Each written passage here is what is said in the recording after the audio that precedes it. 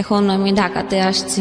সে কারণে এই সুযোগটা নিয়েছেন আর কি। সুযোগ, তারপরেও অনেক সময় মনের মধ্যে মানে দ্বিধাদ্বন্দ্ব হয় যে আসলে কি বলা উচিত কিনা, যেহেতু এটা আমার ব্যক্তিগত জীবন, ফ্যামিলি, হ্যাঁ, পরিবারের।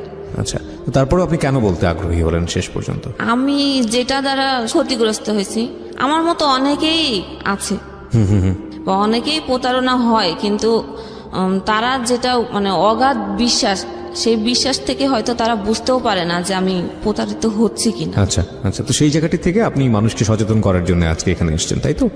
আমার বাড়ি হচ্ছে যশোর জেলার একদম প্রপারেই, টাউনেই, সদর জেলার।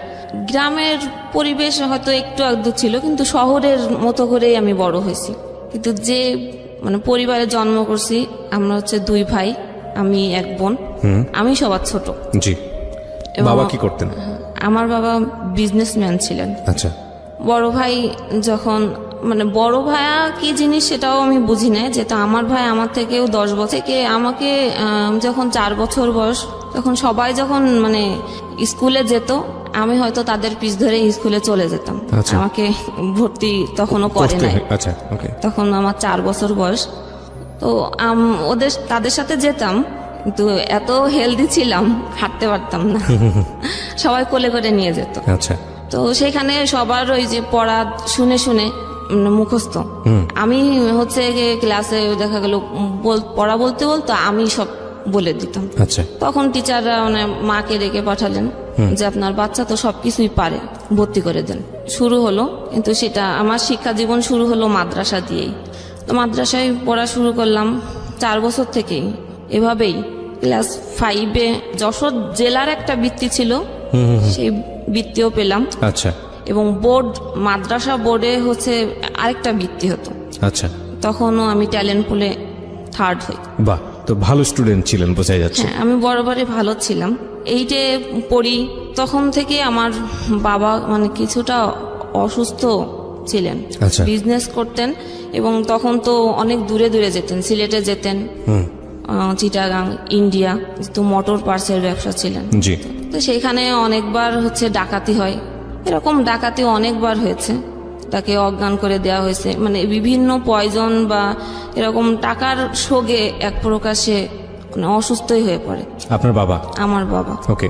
তখনও সেই ওই সময় 99 সালে মানে আমি সবাই যাও একটু বুঝতো, আমি একটু মানে পড়াশোনাটাই ওইটাই ভালো বুঝতাম, আর কিছু আমার মধ্যে বাড়তি কিছু আমার মধ্যে ছিল না। আচ্ছা।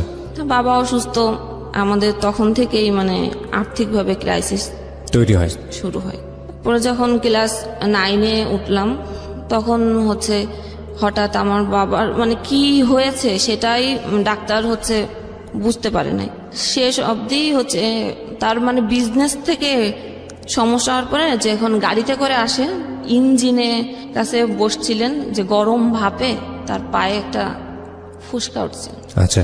সেই ফোসকা থেকে এই পর্যন্ত মানে গ্যাংগ্রিন জাতীয় কি হয় না, হাঁটু পর্যন্ত খিঁচুনি হয় এবং একটু মনে করেন পচে যাওয়ার মতো অবস্থা হয় এই হাঁটু পর্যন্ত। আচ্ছা আচ্ছা।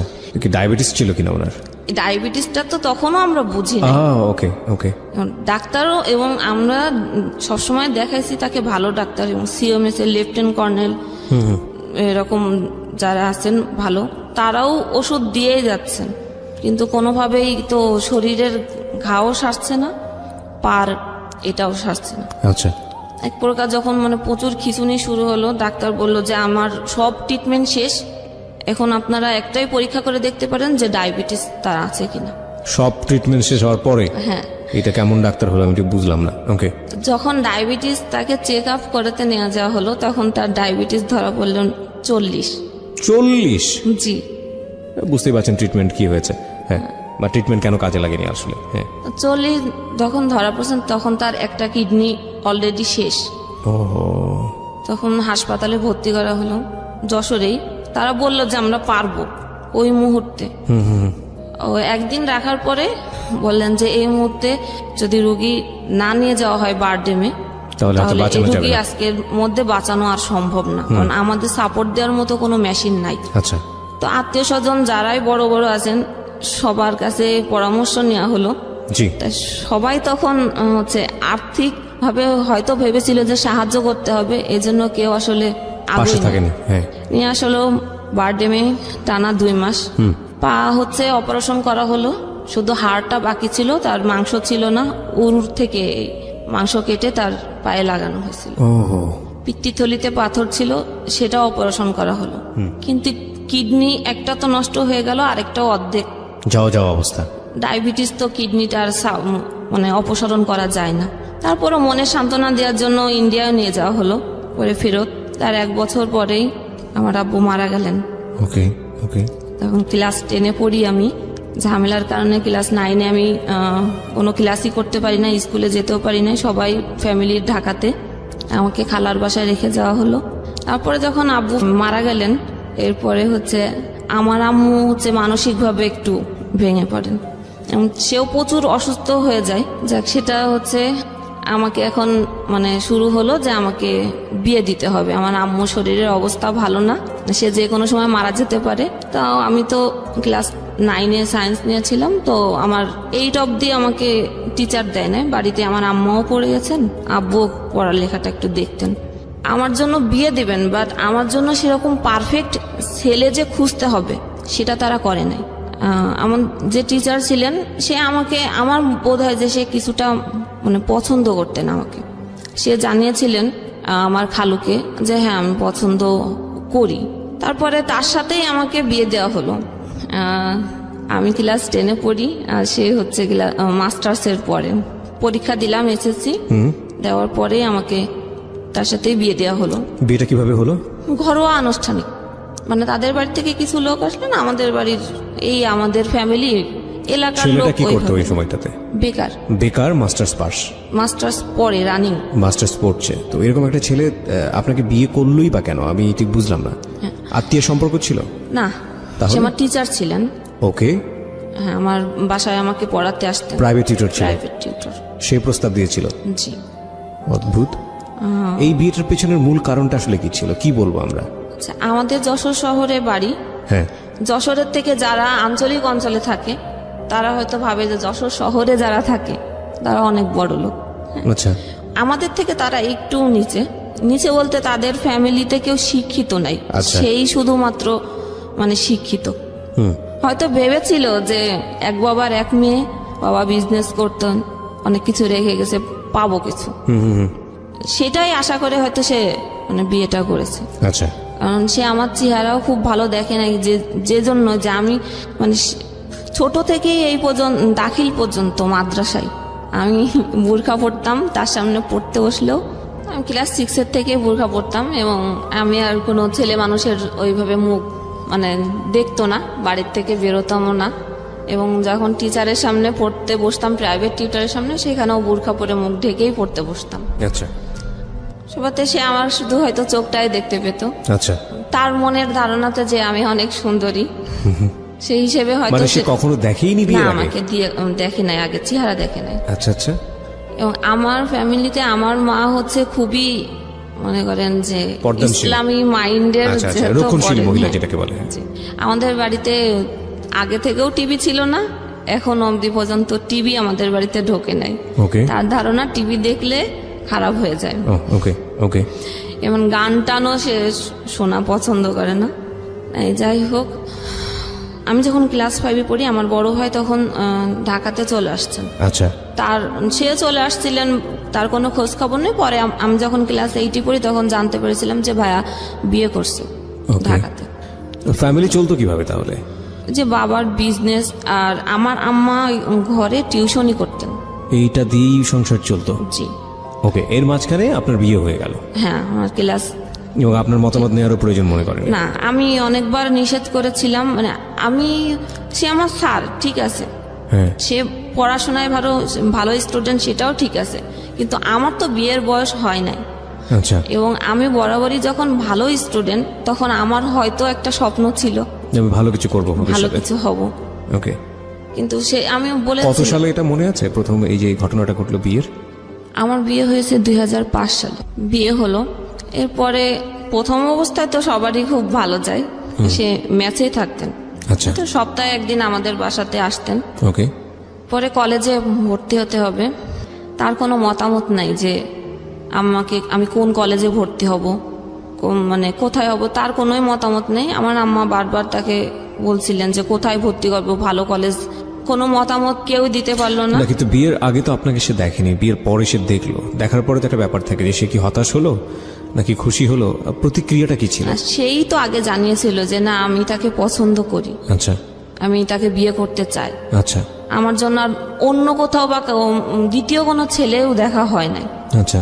তো বিয়ের পরে এখন মতামত না দেওয়ার পরে একেবারে যখন মানে ভর্তির লাস্ট পর্যায়ে আর কোথাও মানে নাই, তখন একটা নাম করা না, আবার একেবারেও খুব ভালো না, একদম মানে সিরিয়ালের শেষের দিকে একটা কলেজের আমাকে ভর্তি করা হলো। সেটা কম্বাইন্ড কলেজ। এতদিন পড়েছিলাম হচ্ছে মহিলা মাদ্রাসাতে, ওকে মাদ্রাসায় আলিমে আবার ভর্তি করতে চাইছিলেন, কিন্তু আমি জোর জবরদস্তি করেই বলছিলাম যে না, আমি এবার কলেজে পড়বো। কলেজে ভর্তি হলাম অবশেষে, জি। যশোর কলেজ, যেটা ছেলে মেয়ে একসাথে। এর আগে তো এতদিন পরে আসছি, মহিলা মাদ্রাসা ছিল। কলেজে দিয়ে আসতেন সকালবেলা, আচ্ছা ক্লাস করতাম, কিন্তু সে কোথায় বসে থাকতো কি চলে যেত এটা তো আমি কখনো খেয়াল করতাম না। আচ্ছা বসে থাকতো, যেহেতু ছেলে মেয়ে কলেজ, একসাথে ক্লাস করতে গেলে সবার সাথে কথা বলতেই হয়, ওইটা সে দূরের থেকে অনেক সময় থেকে ফলো করতো। আচ্ছা। বাসায় যখন সে আসার সময়ও নিয়ে আসতো সাথে করে, ক্লাস শেষ হয়ে গেলে 5 মিনিট যদি কলেজ থেকে বেরোতে দেরি হতো, বাসায় এসে বলতো যে আমি ছেলেদের সাথে কথা বলি, 5 মিনিট পরে কেন বেরোলাম, ভিতরে তাহলে কি করতেছিলাম, সন্দেহ করতো। সন্দেহ।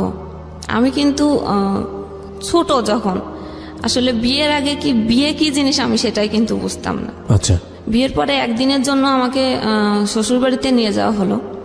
আমি কি বুঝি না যে শ্বশুর বাড়িও তখনও কি, আমি যে আমার শাড়ি গেট আপ খুলে সন্ধ্যার সময় ছেলে পেলে অনেকে দেখলাম যে দড়ি লাফ খেলছে, আমিও কিন্তু সবার সাথে দড়ি লাফ খেলছি। ওকে ওকে।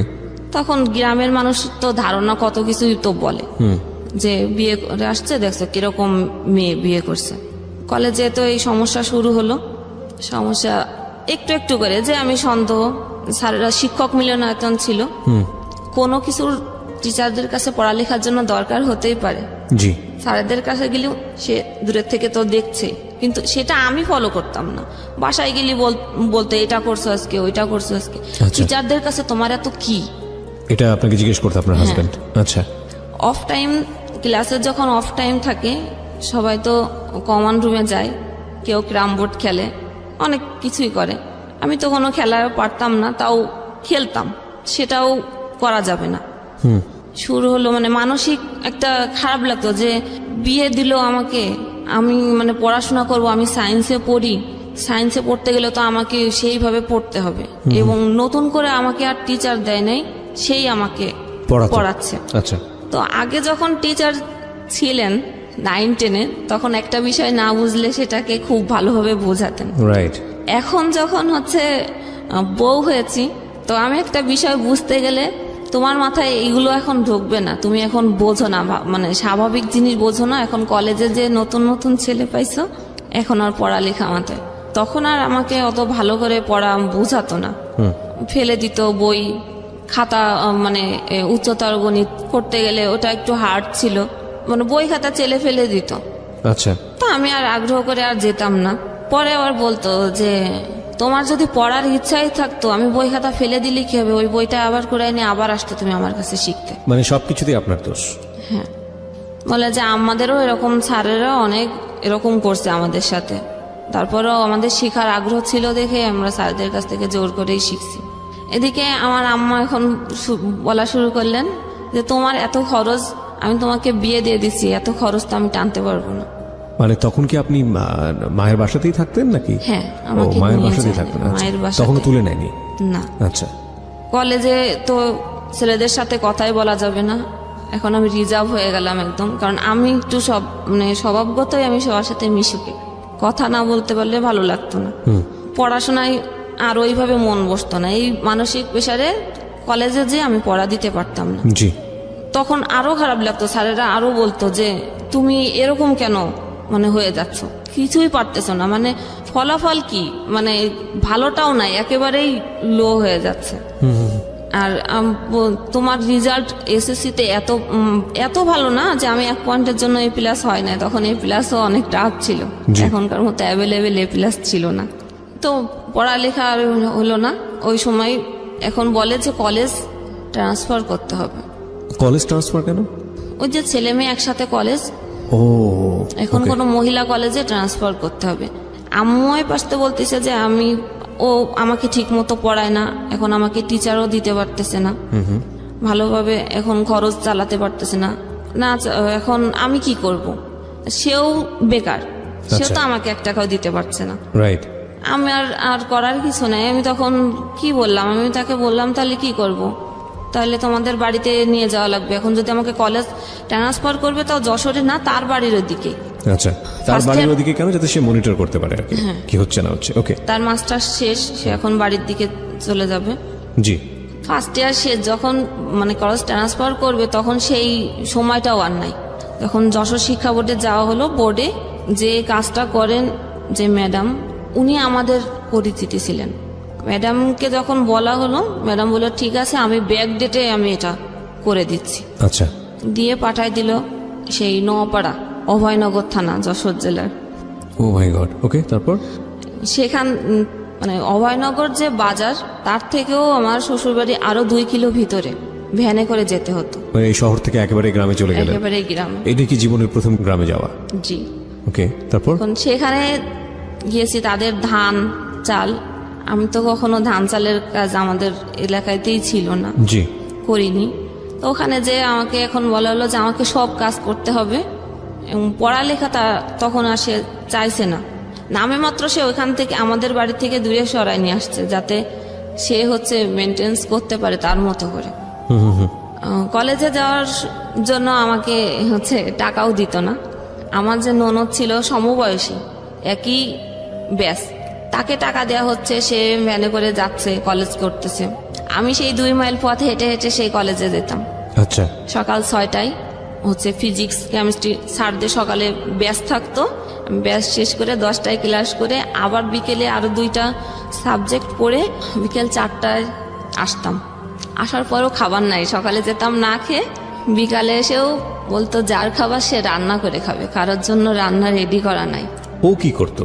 ও তখন হচ্ছে একটা ইন্স্যুরেন্স কোম্পানিতে মানে ছোটখাটো একটা মানে হাত খরচ চলে এরকম একটা কাজ করে। আচ্ছা। তখনও কোনো চাকরি পায় নাই সে। আচ্ছা আচ্ছা।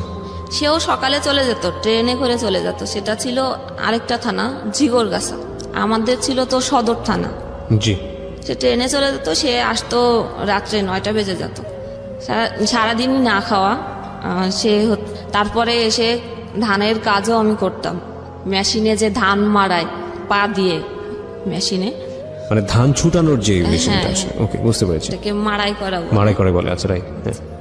তো ওই কাজ করে রাত্রে হচ্ছে মানে ফ্রেশ হয়ে আর খেতাম না, যেহেতু রান্না করে আমাকে খেতে হবে সবার জন্য, ওই ইচ্ছা আর হতো না। আর ওই রকম সারাদিন পরে এসে পড়ালেখারও আর শরীর তো ক্লান্ত, কোনোভাবেই মনোযোগ আসতো না, খুব স্বাভাবিক। আর সে যে রাত্রে আসতো, তার খাবার তার মা হচ্ছে রেডি করে রাখতেন, সে এসে ঘরেই খেতেন, সবাই শুয়ে পড়তো। সে যখন আসতো, গ্রাম তো 8টা-9টার দিকে সবাই শুয়ে পড়ে, রাইট। সে এসে খেত, কিন্তু সে একবারও আমাকে মুখের কথা জিজ্ঞেস করতো না যে আমি আসলে খেয়েছি কিনা। ও মাই গড, এটা কিভাবে হয়? এভাবে গেল 2nd ইয়ার। পড়ালেখা তো হচ্ছে না, কারণ সায়েন্সের সাবজেক্ট পড়তে গেলে অনেক পড়া লাগে, অনেক ভিতরে কোনো কিছু না জানলে আমি তো লেখার মতো কোনো পরিস্থিতি নাই। টেস্ট পরীক্ষা হলো, টেস্টে ফেল করলাম, কোনোভাবে পরীক্ষা দিবে না। তারপরেও মানে জোর করে এই স্যারদের বলে যে আমার তো এই পজিশন, এই অবস্থা, আমি এরকম একটা সিচুয়েশনের মধ্যে এখন আমি কি করব, রাজি করানো। আর আমার তো খেতেই পেতাম না। তার বাদেও তার বাবা আমাকে বলতো যে আমার ছেলে তো চাকরি করে না, তোমাকে খেতে দিব, এই খরচটা কেন, কে তোমাকে যে নিয়ে আসছে সে তোমার খরচ দিবে, নাই তোমার বাবার বাড়ির থেকে তোমার খরচ দিবে। আচ্ছা। এই যে 3 মাস ধরে রইছো, এই 3 মাসের যে খরচ আর খাবার খরচ তোমার মাকে বলবা যে দিয়ে যেতে। তো আমার যে নাস্তার যে খাবার, যে বিস্কুট টিস্কুট সকালবেলা, সেটাও কিন্তু আমার মাই দিয়ে যেতেন। তো সেটা খেলেও কথা হতো যে একা একা খায়, দেয় না। কিন্তু না, আমার সামনে সকালে আমার শ্বশুর শাশুড়ি থাকলে আমি তাদের বাটিতে করে দিতাম।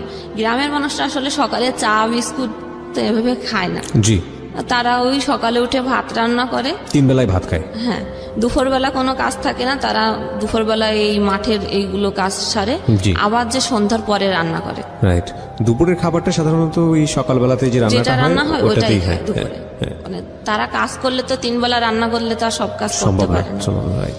তখন এইগুলো সেও আর কিছু বলতো না যে তারা এরকম করতেছে আমার সাথে। কাজ তো করাই, প্লাস হচ্ছে আমার এত ঘায়ে খেতে খেতে এক সময় হয়তো উত্তর দেওয়া একটু একটু শুরু করতাম। এর আগে আমি এত কথা বলতাম না, যে যা বলে যাচ্ছে মুখ বুঝে আসি।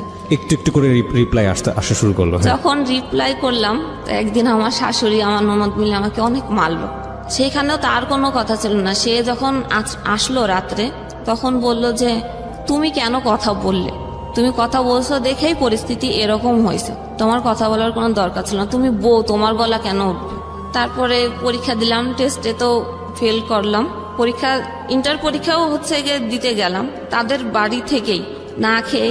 ফিজিক্স পরীক্ষা ছিল যেদিন, আমি হচ্ছে 3 দিন না খাওয়া, আচ্ছা বোর্ড পরীক্ষা। আচ্ছা। তো পরীক্ষার হলে যাওয়ার পরে প্রশ্ন হাতে নিয়ে আমার আর সেন্স ছিল না, ওহো, আমি লিখবো কি। মানে অ্যাটেন্ড হয়েছে, আর পরীক্ষায় দিনে পরে পরীক্ষা দেওয়ার পরে তো ফেলই আসছে। মানে ফিজিক্স আর কেমিস্ট্রিতে আমার ফেল আসছে, সব সাবজেক্টেই হয়েছে মানে ভালো না, 3 পয়েন্ট পাস কোনো রকম, 45 করে মার্ক। তো তার মানে আপনি ফাইনালি এসএসসি পরীক্ষায় ফেল করলেন, তাই কি? হ্যাঁ। এটা কি পরীক্ষা ছিল? এটা ইন্টার এইচএসসি। ও, এইচএসসি ছিল, তার মানে আপনি ইন্টার পরীক্ষায় ফেল করলেন। আমরা বিরতি নেব, আরেকটা প্রিয় শ্রোতা, ছোট্ট একটা বিরতি। গল্পটা কিন্তু কেবল শুরু হয়েছে, হ্যাঁ, এবং ঘাত প্রতিঘাত আছে, বিভিন্ন বাঁক আছে। এই বাঁকের দাঁড়ায় কোথায় গিয়ে সেটা আসলে অচিন্তনীয়। এবং সবসময় আমরা যে কথাটা বলি, জীবন নাটকের চেয়েও নাটকীয়। ফেল করলেন আপনি এইচএসসি পরীক্ষায়। যখন পরীক্ষা শেষ হয়ে গেল, তখন তো আমার তাদের কথা মতো আমাকে তো বাড়ি চলে আসতে হবে, মানে বাবার বাড়ি। যেদিন আসবো মানে আমাকে একবারে দিয়ে যাচ্ছে। কেন? মানে আপনাকে নিয়ে আমাকে সংসার করা? বলে নাই যে আমাকে দিয়ে যাচ্ছে সে একবারে। মানে তাদের বাড়িতে আমাকে নিয়ে বিভিন্ন অশান্তি। এবং তার মা এটা বলেছিল যে আমার মেয়ে যতদিন বিয়ে না হবে, আমার যে সমবয়সী যে মানে ননদ ছিলেন, ততদিন আমি ওই বাড়িতে আসতে পারবো না, ওকে, আমি থাকতে পারবো না। মানে আপনার ননদের বিয়ে হওয়ার পরে আপনার যেতে হবে ওখানে? যেতে হবে, এটা তো আমার শাশুড়ি তো আমাকে সবসময় বলতেন যে তোমাকে আমাদের পছন্দ না, যে পছন্দ করছে তুমি তার সাথে সবকিছু বুঝে নিও। ওকে ওকে, তারপর? তা যেদিন মানে গোছানো হয়ে গেছে, তো আমি, যদিও আমার সাথে এরকম করতো, তাও আমি একটু কেন যেন ভালো না, আমার অনেক মানে আগে ভালোবাসি না এভাবে, কিন্তু এখন একটু টান হয়েছে। আমি তাকে ছাড়া মানে কোথাও যেতে চেতাম না। শাশুড়িকে না, আমার হাজবেন্ড। হাজবেন্ডকে ছাড়া? ওকে। এখন আমাকে দিয়ে আসবে, আমি তাকে বারবার বলতেছি যে আমি যশোরে, মানে সে অফিসে যাবে, আমাকে মানে যশোর স্টেশনে ড্রপ দিয়ে নামাই দিবে, কিন্তু সে ওই ট্রেনেই চলে যাবে মানে ঝিগরগাছা। আচ্ছা, আমি বলেছি যে না, আমি এভাবে যাব না, আমাকে নিয়ে গেলে সাথে করেই আমার বাড়িতে নিয়ে যেতে হবে। আর আমি তো জানি না যে আমি যে কয়দিন থাকি, তুমি হচ্ছে মানে ঝিগরগাছা থেকে যশোর কাছে, যশোর থুয়ে তারপরে অভয়নগর, তা আমাদের এখানে অনেক কিছুদিন থাকো, তারপর আবার একবারে চলে যাব।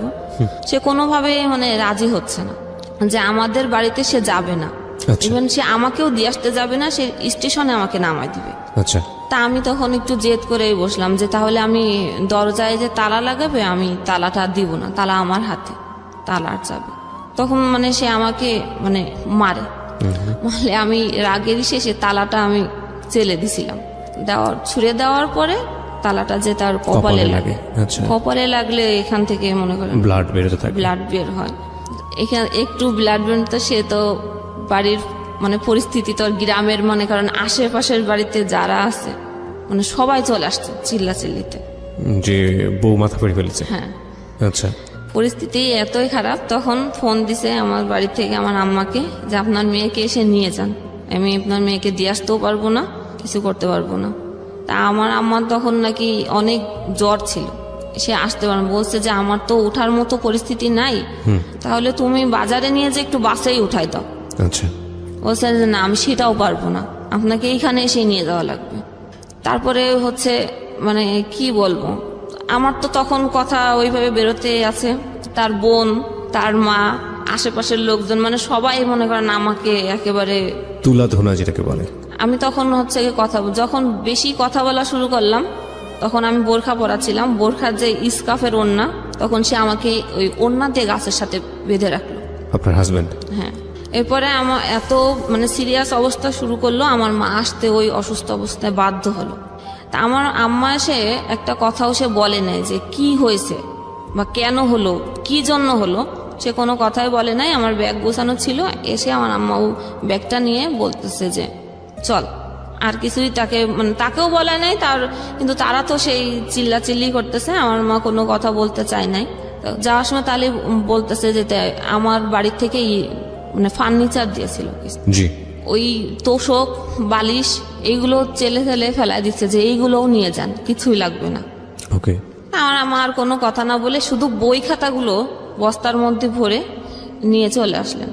এরপরে আসি যশোরে, আমার সাথে টোটাল আর 7 মাস কোনো যোগাযোগ নেই। ইন দ্য মিন টাইম কি মা আপনাকে জিজ্ঞেস করেছে যে কি হয়েছে কিনা বা কোনো সমস্যা? হ্যাঁ, জিজ্ঞেস করছে যে এরকম কথা কাটাকাটি হয়েছে, বা আমি তাকে সাথে নিয়ে আসতে চাইছি, আসতে চাই না দেখে আমি তালাটা আসলে ওকে মারার উদ্দেশ্য দিই নাই, আমি রাগ করে দিয়েছিলাম যে কপালে লেগে গেছে। বাড়ি আসলাম, কোনো যোগাযোগ নাই। এর মধ্যে হচ্ছে সে হচ্ছে ঝিগরগাছাতে শুনলাম বাসা নিছে। আচ্ছা।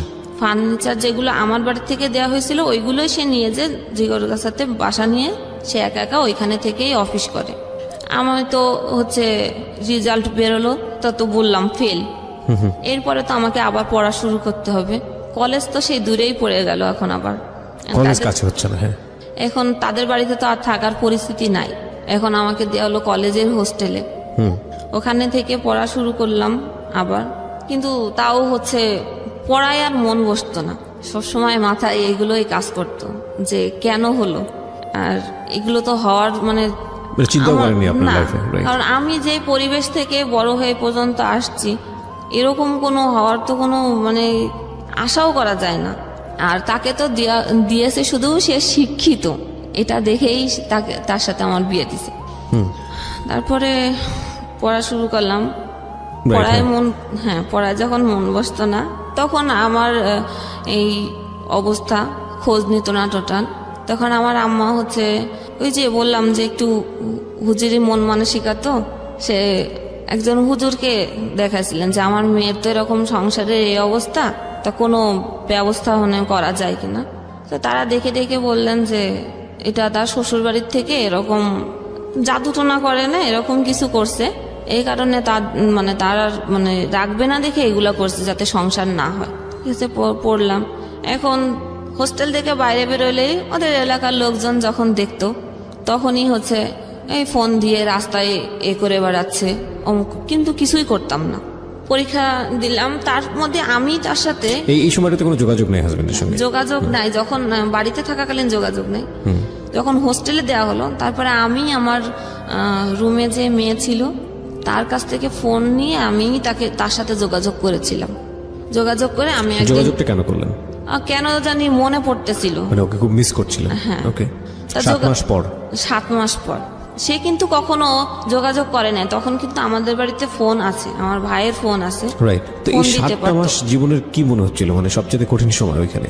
না, কঠিন মনে হতো না, এই জন্য যখন আমি মনে করতাম তখন আমার ওই কষ্টের স্মৃতিগুলো সামনে যখন ভেসে উঠতো, তখন বলতাম যে না থাক, ও আমার সাথে এটা করছে, আমি কেন ফোন দিব। এটা ভেবে ভেবেই 7 মাস পার হয়ে গেছে যে আমি আর ফোন দিব না, দেখি তার আমাকে দরকার কিনা। ওকে। তারপরে আমি যোগাযোগ করে একদিন ঝিগরগাছায় যাই, সে যে বাসা নিয়ে থাকে ওই বাসাতেই, তখন ছিল রোজার সময়। ওকে। তো আমি বরাবরই কখনো মানে রোজা ভাঙি না, সবসময় রোজা রাখি আমি পুরোটাই। সেও রোজা রাখে, কিন্তু নামাজ পড়ে না, একক তো রোজা রাখে।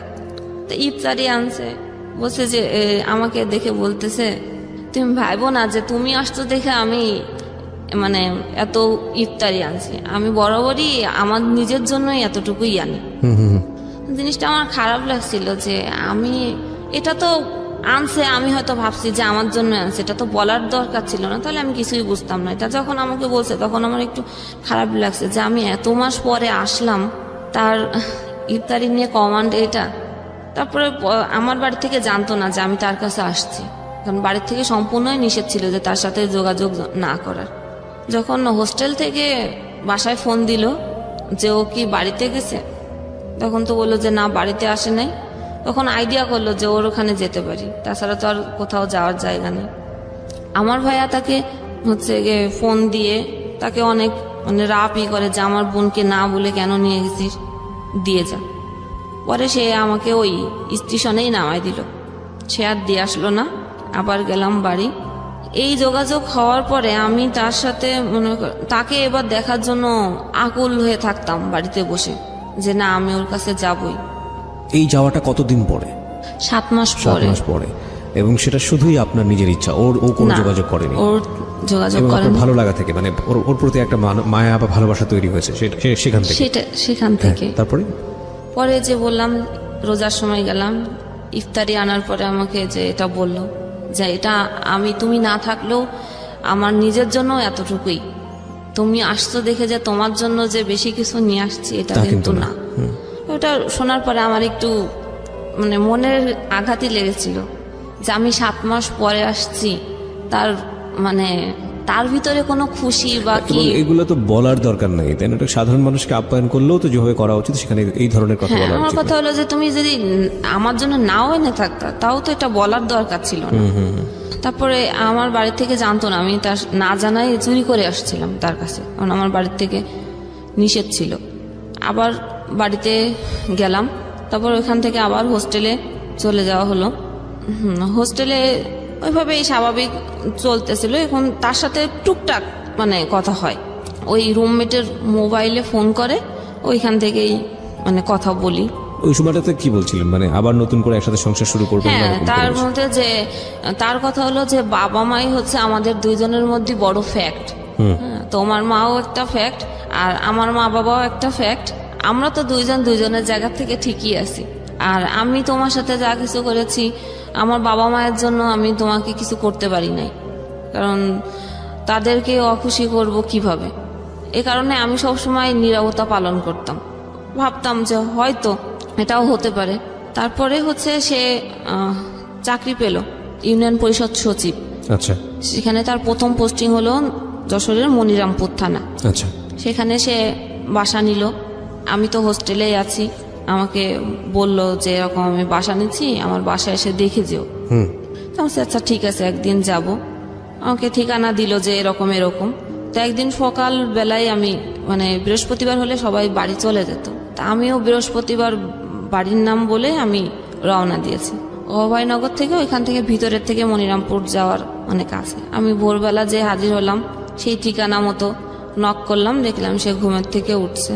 তা বললো যে আসতো তো থাকো, থাকতে বলছে। আমি একবারেই থেকে গেছি যে আমি মানে আপনি একটা সুযোগ চাচ্ছিলেন যে কোনো ভাবে ওর সঙ্গে থাকা। যেহেতু আমার বাড়ি থেকে যে বারবার বলতেছে যে তোমার খরচ, পড়ালেখার খরচ তো কে বেয়ার করবে, এখন সে চাকরি পাইছে, তাকে বলো। থাকলাম সেখানে। সেই যে মানে আমাকে আনার আগে যে ফোনে যেই কথা যে যতটুকু ভালোভাবে যে আমরা আবার এক হব, বা যেই ভালো যে আমাদের কোনো আমরাই ঠিক আছি, বাবা মার ফ্যাক্ট ছিল, কোনো সমস্যা না, থাকলাম। সেই পুরনো এগুলো আবার নতুন করে আবার শুরু হলো। এর মধ্যে আমার তো ইন্টার পরীক্ষা সেকেন্ড টাইম দিব। সেকেন্ড টাইম আমি আমার মতোই পড়েছি, তার কাছে হেল্প নিই নাই।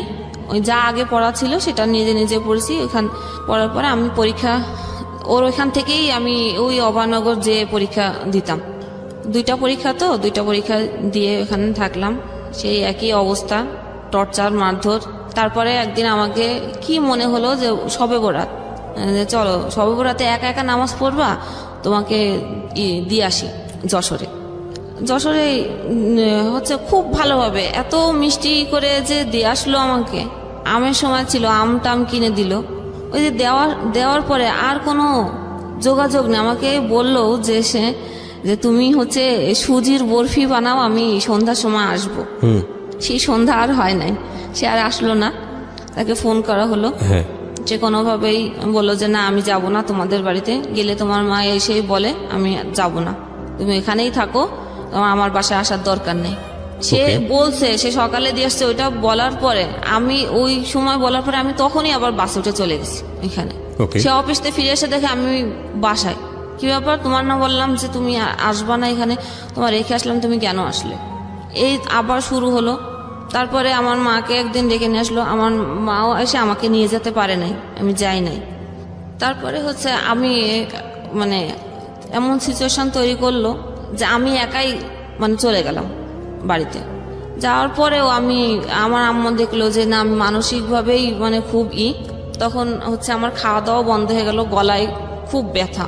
কি হয়েছে, ডাক্তারের কাছে নিয়ে গেল, ডাক্তার বলল যে গলায় ইনফেকশন হয়েছে, ওষুধ দিল, কিছুতেই যায় না, পানি ছাড়া আর কিছুই খেতে পারি না। এত অবস্থাই হলো, তাকে বারবার বলা হলো, সে আসলোও না, দেখতেও আসলো না, খোঁজও নিল না। না নেওয়ার পরে এখন অবস্থা করুণের দিকে যাওয়ার পরে আমার কাকা হচ্ছে আসলেন, এসে একটা হুজুরির কাছে নিয়ে গেলেন। নেওয়ার পরে ওইখানে অনেক টাকা পয়সা নিছে। নেওয়ার পরে উনি ওইখানে দেখে টেকে আয়না ভারণ দেয়, দেখে উনি বললেন যে আমার শ্বশুর বাড়ির থেকে আমাকে গলায় বান মারা হয়েছে, যে আমি যাতে মানে মারা যায়। কি বললো এটা? ওই কবিরাজ। আচ্ছা, এখন এই বানটা কে মেরেছে?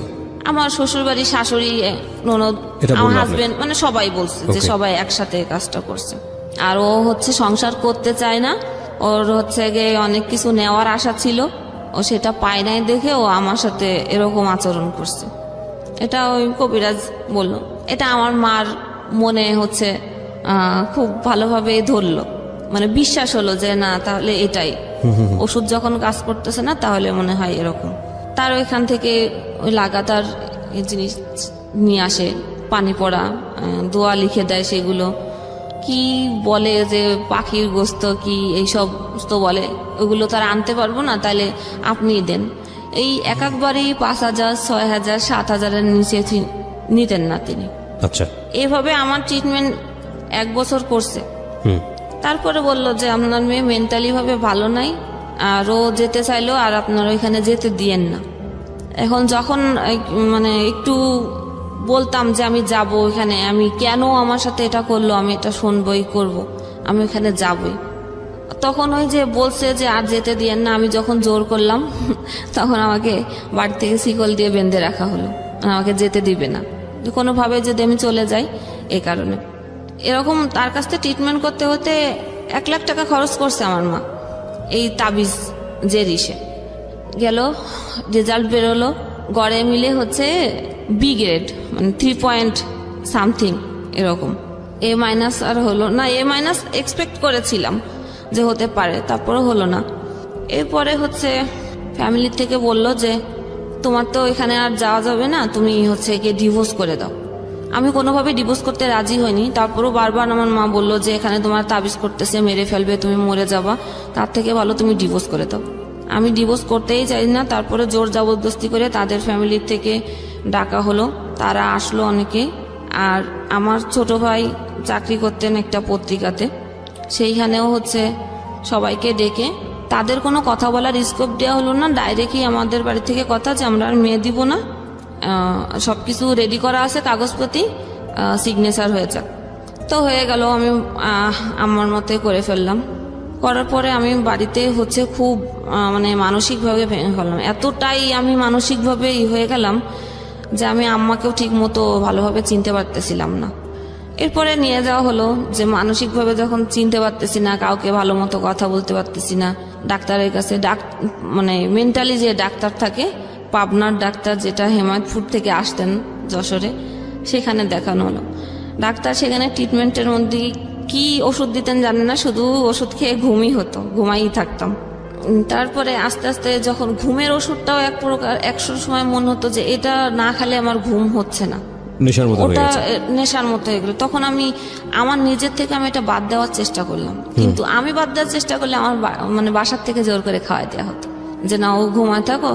এরপরে ভাবা শুরু করলাম যে কি করা যায়, নিজেকে তো আর এইভাবে বসায় রাখলে তো হবে না। আমি যদি এই 2টা সার্টিফিকেট নিয়ে, আমার ব্যাকগ্রাউন্ড এটা হলো, আমার ডিভোর্স হয়ে গেল, এটা নিয়ে আমি এখন কোথায় যাব? এমনিতেই আমাকে পড়ার খরচ দিতেই চায় না, কোনো রকম শেষ করলাম।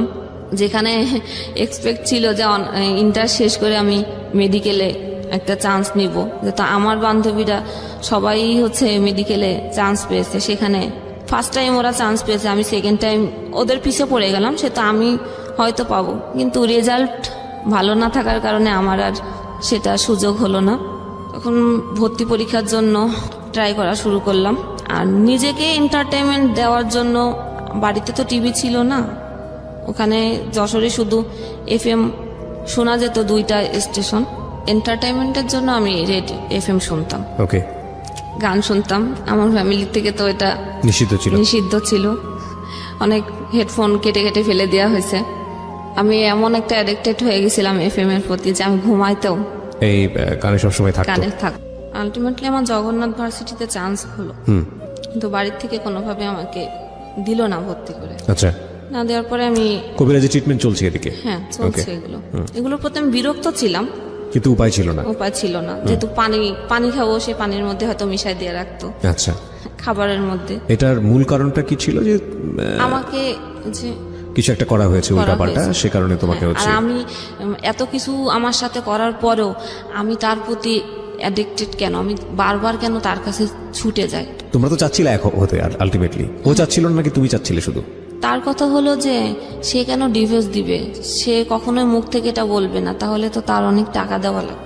রাইট, সো তুমি ডিভোর্স দিয়েছো। তারা আসছিল, হ্যাঁ, কিন্তু আমাদের ইসের থেকে তাদের কোনো স্কোপ দেওয়া হয় নাই। আচ্ছা আচ্ছা, না দেওয়ার কারণে মিউচুয়াল যে সামনাসামনি। আমার প্রশ্নটা হচ্ছে যে আকর্ষণীয় জায়গাটা কি শুধু তোমার জায়গাটা থেকে ছিল নাকি তারও ছিল?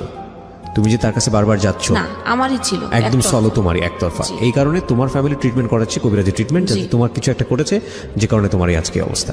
ওকে, হ্যাঁ বলো।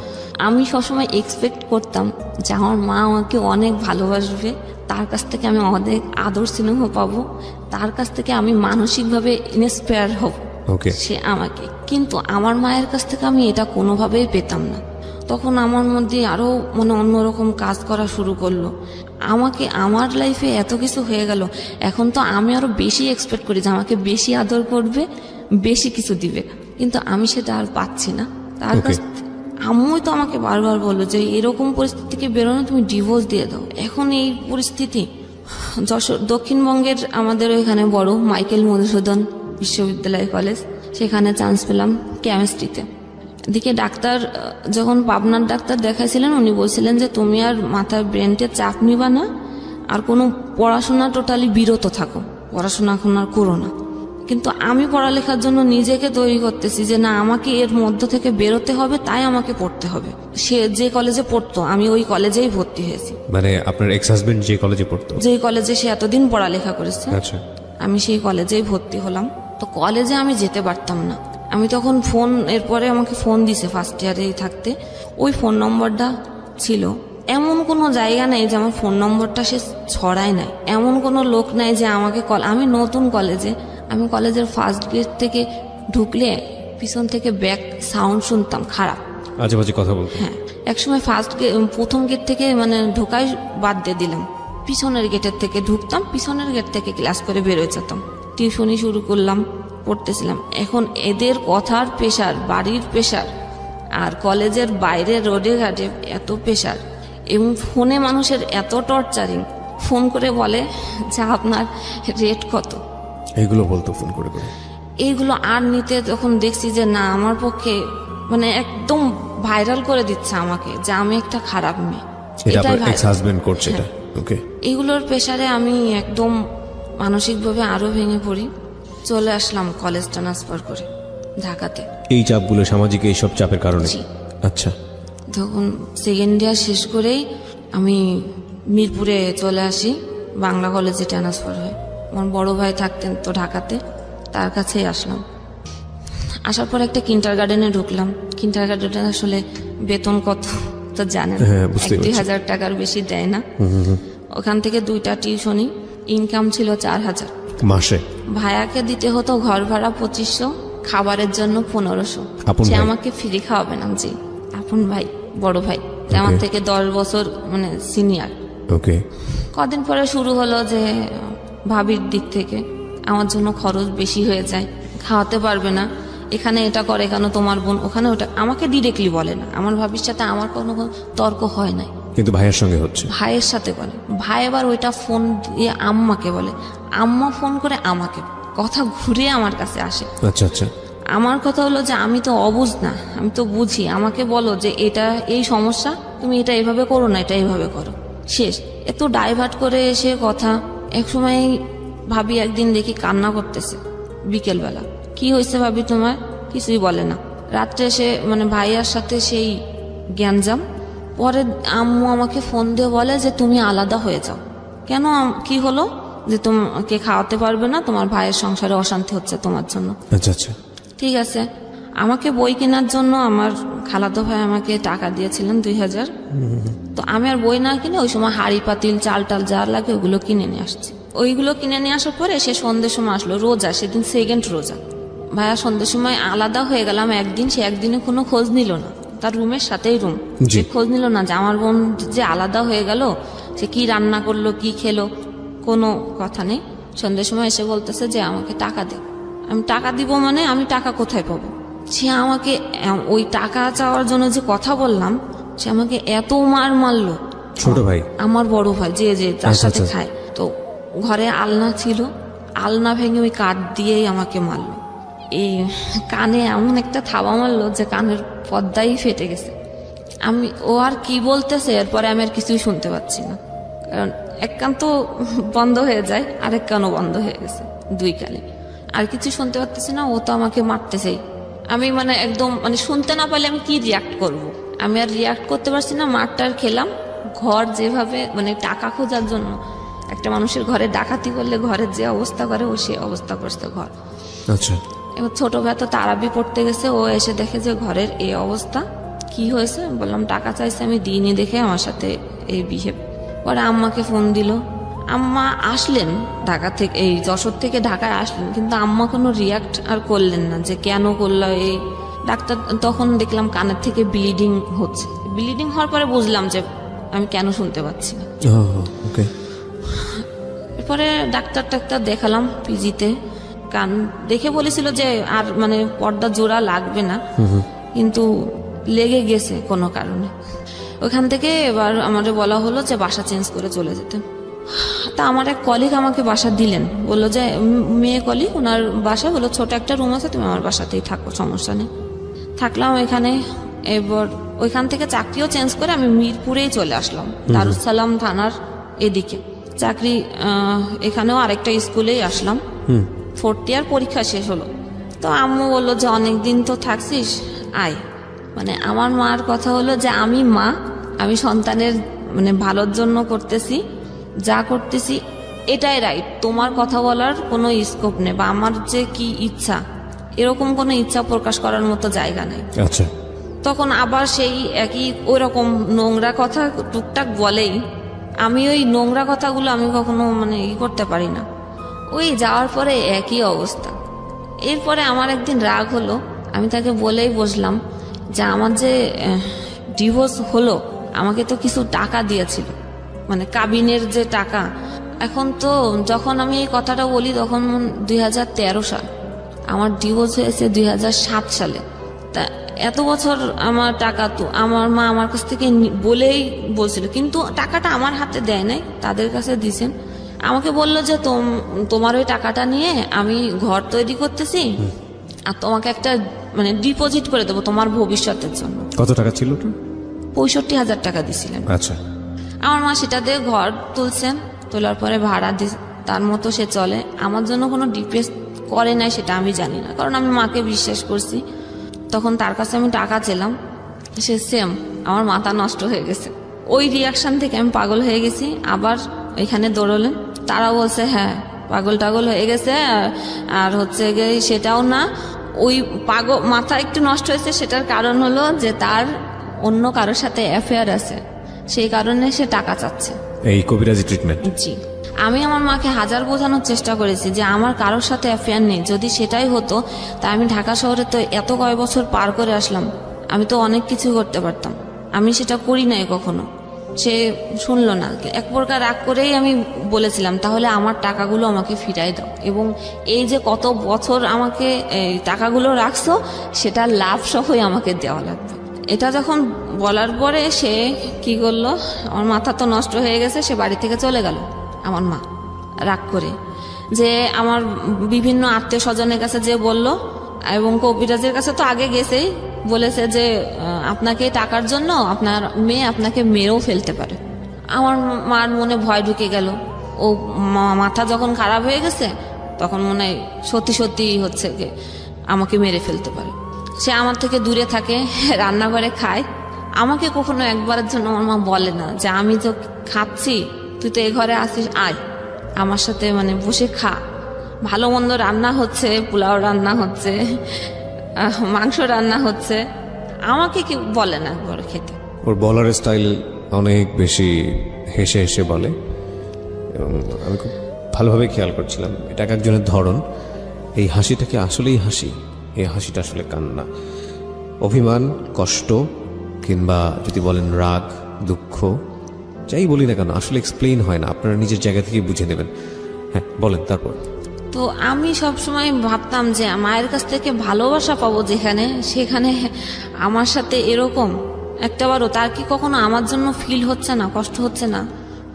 আমার মার একটা কথা, আমি 50 টাকা তোমাকে দিতে পারবো না, তোমার কাজ তুমি করে নিয়ে তোমার জীবন, আমি কোথা থেকে দেব? কিন্তু আমার মায়ের অ্যাবিলিটিও এমন ছিল না যে সে আমাকে দিতে পারবে না, বা আমার মা আমার ভাইদের প্রতিও ডিপেন্ডেন্ট ছিল না যে ভাইরা দিবে সেই হিসাবে তাকে চলতে হবে। ওকে। আমাদের বাড়ি হচ্ছে যশোরেই 2 তলা বাড়ি, নিচে ফ্ল্যাট ভাড়া দেওয়া। দোতলা বাড়ি আপনাদের? হ্যাঁ। তারপর ওই এইরকম অবস্থা? নিচে ফ্ল্যাট ভাড়া দেওয়া, দুই পাশে টিন শেড ঘর করা, সেখানে ভাড়া দেওয়া। এবং আমার ভাইয়াও টাকা দেয় আম্মুকে। আমার আম্মার একার খরচ তো আর আসলে অত লাগে না, সে কি আমাকে পারে না দিতে?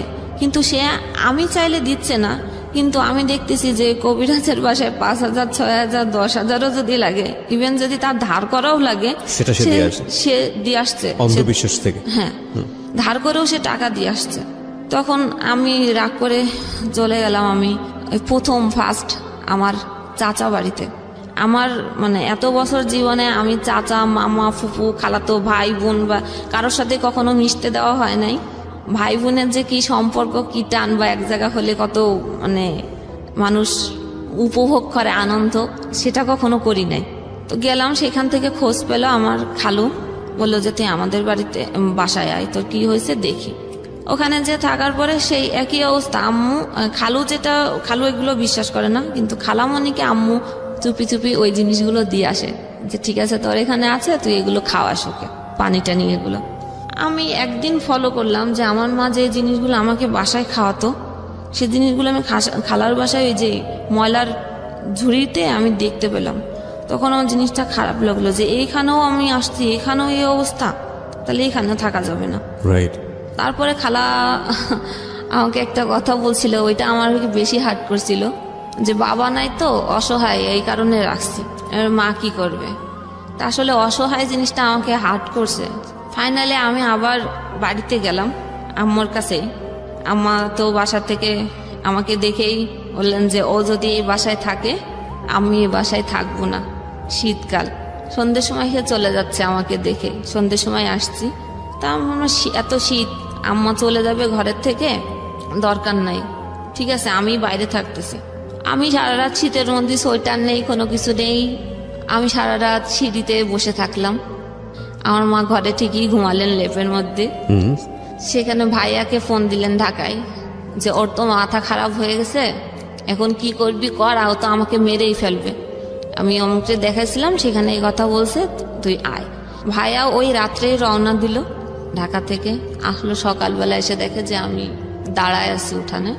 তো মানুষজন ডেকে বলল যে দেখেন, একটা সুস্থ মস্তিষ্কের লোক কখনো এই শীতের মধ্যে সারা রাত কি বাইরে থাকতে পারে? না। তাহলে বোঝেন সবাই যে আমার মা যেটা বলে সেটাই রাইট কিনা, যে ও আসলে তাহলে পাগল হয়ে গেছে। তাই আমি পাগল হয়ে গেছি।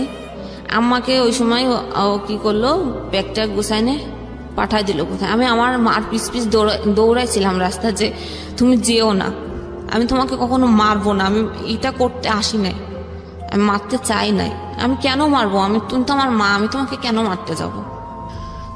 সে আমার কোনো কথা শুনল না, চলেই গেল। বাসায় থাকলাম। বড় ভাইয়ের এখানে আসলেন ঢাকাতে। এখান থেকে কি বুদ্ধি পেয়ে গেছেন, আমি বাড়িতেই একা একাই, কোনো চাল না, কোনো কিছু না, কোনো কিছুই রেখে যায়নি, খাবার কোনো কিছু, রইছি আমি একা। আমার ছোট ভাই আমাকে অনেক মারলো যে তোর জন্য আমার মা এই বাড়িতে থাকতে পারে নাই, তোকে এই বাড়িতে আর থাকতে দিব না। তাহলে আমি কোথায় যাব সেটা জানি না, তুই কোথায় যাবি, কোথায় যে থাকবি, তুই কি খারাপ জায়গাও যদি চলে যাস সেটাও আমাদের দেখার দায়িত্ব না। তারপরে পাশের বাড়ি থেকে একটা ছেলে এসে ও বললো যে থাকবে, ও থাকুক, আপনি মানে কিছু করেন না। আমার কাছ থেকে ফোন ছিল, ফোনও নিয়ে নেওয়া হলো। আমার কাছে একটা কিছু টাকা ছিল, সেটাও নিয়ে নিল, গেল। ছোট ভাইয়া চলে গেল আবার ঢাকাতে। ও যে পৌঁছাইছে আর বড় ভাইয়া আবার হয়তো রওনা দিছে, আমি জানি না, যেহেতু আমার কাছে ফোন নাই, কোনো কিছু আমি জানি না। সকাল ভোরবেলা দরজা নক করছে, তারপরে খুলে দেখি যে ভাইয়া, বড় ভাইয়া এসে আমাকে রড দিয়ে অনেক মারলো। লোহার একটা রড ছিল, সারা শরীরে রক্ত জামা। কি আমাকে কেন মারতেছো, তো টাকা চাইছো, একটা ছেলের সাথে সম্পর্ক, প্ল্যান করে আসছি আমি, এগুলো চাকরি টাকরি ছেড়ে দিয়ে প্ল্যান করে বাড়িতে আসছি যে টাকা পয়সা নিয়ে আমি চলে যাব। তা আমি টাকা চাইছি, ভালো কথা, টাকা নিয়ে নেয় না। টাকা মা ছিল না বাসায়, মা চলে গেছে, তুই হচ্ছে টাকা চুরি করছিস। আমি টাকা চুরি করছি, কত টাকা? 50,000 টাকা। আমি চুরি করছি, আমি চুরি করলে আমি ঘরে কেন? রাইট। আমি চুরি করলে তো আমি নিয়ে চলে যেতাম, তাহলে আমি কেন? আমি যদি প্ল্যান করে থাকতাম, কারোর সাথেই চলে যেতাম, তাহলে তো আমার উপযুক্ত সময় ছিল যে বাড়িতে কেউ নাই, আমি তো নিয়ে চলে যেতাম। যখন সে আমার কোনো কথাই শোনে নাই, প্রচুর আমাকে মারলো এবং বাইরে থেকে তালা লাগা চলে গেল। যে আমার আব্বুর একটা ফ্রেন্ড ছিল পাশে, তাকে ডেকে আনার পরে তাকে বলল যে আম্মা বলছে যে ও হচ্ছে ঘরে সোনা গহনা ছিল, সেগুলো চুরি করে পাস করছে, আর 50,000 টাকা ছিল, সে টাকা ও পাস করে দিছে। তা আমি বলছি এটা কে বলছে? বলছে মা বলছে। আমি বলছি আম্মা বলছে? আমার বিশ্বাস হয় না, কারণ আমি এত বছর, সে আমাকে মানুষ করছে, আমি চোর কি আমার হাত টাকা নেওয়ার অভ্যাস আছে কিনা একমাত্র সেই ব্যক্তি আমাকে বলতে পারবে যে আমি কেমন। তা আমার মা যদি বলে থাকে যে আমি চুরি করছি, তাহলে আমি বাড়ি থেকে হচ্ছে গিয়ে চলে যাব। তা বলছে ঠিক আছে, আম্মাকে ফোন দিচ্ছি। আর প্রতিবেশী যারা যে কাকু, তারা বসাই আমার সামনে। তা আমি কাকুর কাছে রিকোয়েস্ট করছি যে আমার তো মারতে মারতে আর জায়গা রাখে নাই, তো তারপরও আমি মানে বাড়ি ছেড়ে যাই নাই। যদি আমার মা আমাকে এই কথা বলে যে আমি চুরি করছি, তাহলে আমি আজকে এখনই এই মুহূর্তে আমি চলে যাব, কারণ আমার আর বলার কোনো ভাষা নেই, এর কোনো উত্তর আমার কাছে জানা নাই। ফোন দিল, লাউডে দিল। হ্যাঁ, আমার মা ওই পাশ থেকে বলছে যে আমার ঘরে 50,000 টাকা ছিল, ও চুরি করছে, গহনা ছিল 5 ভরি, সেটাও নিছে। আমি আর কোনো রিয়াক্ট করলাম না, বললাম আচ্ছা কাকু ঠিক আছে। কাপড় চুপড় নিলাম, বাট আমার সার্টিফিকেটগুলো কেড়ে নেওয়া হলো। আমার ভাই আমার সার্টিফিকেটগুলো কেড়ে নিল, দিল না। আমি সার্টিফিকেটের জন্যই ওয়েট করতেছিলাম যে কখন দেয় ওটা, কোথাও যে করব কিছু করে, সেটার জন্য আমার সার্টিফিকেটের প্রয়োজন আছে। তারপরে বাড়িতে থাকতে দিল না, বের করে দিল ওই সময়। যে আমি আমার কাকু আমাকে নিয়ে গেলো যে আমার বাসায় থাক, দেখি তোর মাকে বোঝাতে পারি কিনা। কাকুর বাসায় থাকলাম 14 দিন। আমার মা ঢাকা থেকে। এই ভাসমান জীবনের পরিণতি আসলে শেষ পর্যন্ত কোথায় গিয়ে দাঁড়ায়? হ্যাঁ, সে কাকুর বাসায় 14 দিন থাকার পরও আম্মু আর মানলো না, বললো যে ও থাকলে কোনোভাবে আমি বাড়িতে থাকবো না। তার অনেকভাবে বললো যে আপনার মেয়ে, এটা তো ছেলে না, নিজের মেয়ে। হ্যাঁ, ছেলে হলে একটা জায়গায় যে রাত কাটাতে পারছে, যে কোনো কাজ করতে, এটা তো আপনার মেয়ে, ও তো চাইলেও পারবে না কোথাও যে কাজ করতে, বা আপনি কেন এটা বুঝতেছেন না?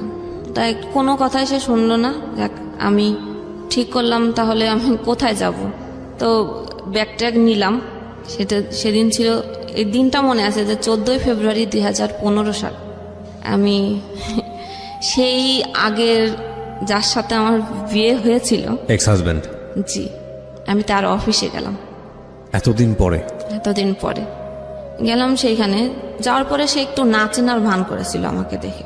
তারপরে ওইখানে যারা ছিল, অফিসে তো অনেক লোকই থাকে, সেখানে পরিস্থিতি সামাল করার জন্য সে মানে নর্মালি আমার সাথে কথা বলার পর আমি বললাম যে আসলে আমার বাড়ির পরিস্থিতি একটু খারাপ, এরকম অবস্থা, আমার আসলে যাওয়ার জায়গা নেই দেখে আমি লাস্ট অবধি এখানে আসছি, যে আমার কিছু থাকার ব্যবস্থা করা যায় কিনা।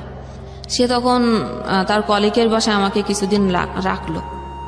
রাখার পরে একটা এনজিওতে লোক নিচ্ছিলেন, সেখানে আমাকে পাঠানো মানে কলিগের বাসায় 1 মাস রাখার পরে একটা বাসা নিয়ে দেয়। সে বাসাতে সে আসতেন বলতে তার যখন ট্রেনিং থাকতেন, এর মধ্যে সে কিন্তু বিয়ে করছে, তার একটা ছেলে সন্তানও আছে। আচ্ছা, এটার পরেও আমি যখন মানে গেলাম, সে আমাকে ওই মুহূর্তে আমার মুখের সামনে সে আমাকে ফিরাই দেয় নাই। সে কলিগের বাসায় 1 মাস রাখার পরে বাসা নিছে। সে যখন খুলনাতে বিভিন্ন ট্রেনিংয়ে যেত তখন ওইখানে যে থাকা লাগতো, সেই সময়টা আসতো আমার বাসায় থাকতো। মানে আপনার সঙ্গে একটা হাজবেন্ড ওয়াইফ সম্পর্ক সেই সময়টাতে ছিল। সে যেখানে রাখছে সব জায়গায় তার ওয়াইফ পরিচয় দিয়ে রাখছে, এবং অফিসে যখন গিয়েছি সে কিন্তু বলে নাই, যে সে তখন পরিচয় করায় দিছে আমার ওয়াইফ। হ্যাঁ, আমার ওয়াইফ। 3 মাস পরেই ওই এনজিও চাকরির জন্য আমাকে পাঠায়। সেখানে যখন ভাইবা দিতে যাই, ওই ভাইবাতে ছিল একজন আপু, যে আমাদের এক বাড়ির পরেই তার বাড়ি। সে কিছুটা মানে একটু শুনছিল যেহেতু এলাকায়, তো সে বলছে তুমি ওনার ওয়াইফ, আমরা তো ওনাদের সাথে অনেক বছর কাজ করি, সেটা তো আমি জানি না। আমার তো এখানে আর বলার কিছু নেই, কারণ আমি তার কিছুই বললাম না যে আপু আমার আসলে জবটা দরকার। এখানে ট্রেনার হিসেবে আমি যোগদান করলাম। আপনার বিভিন্ন ইউনিয়ন কাউন্সিলে ভিজিডির চাল দেয় সরকার থেকে, ওটা একটা প্রকল্প। সেখানে স্যালারি আমার 5,000 টাকা ছিল, কিন্তু সে যে আমাকে ওই চাকরিটা দিয়ে আস্তে আস্তে যে দূরে সরাই দেওয়ার জন্য করছে সেটা আমি বুঝি নাই। ওই কয় মাস সে আমাকে খরচ টরচ দিছে, বাসা ভাড়া দিছে, খাবার খরচ মানে সবই দিছে। এইটুকুই বা করে কে? হ্যাঁ, তাই না? না করলেও তো পারতো। রাইট। এটা করার পরে আর এবং ওই চাকরিতে ঢোকার সময় হচ্ছে 10,000 টাকা দিতে হয় জামানত।